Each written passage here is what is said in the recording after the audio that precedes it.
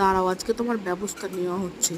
মাঝে মাঝে এই চালাকি করে না, আজকে তুমি প্রমাণ সহ একদম রেখে দেবো কিভাবে করো, তারপর আমি দেখছি আজকে তোমার চালাকি। নিকো চলে আসো, মেয়ে খেয়ে নিতে সব।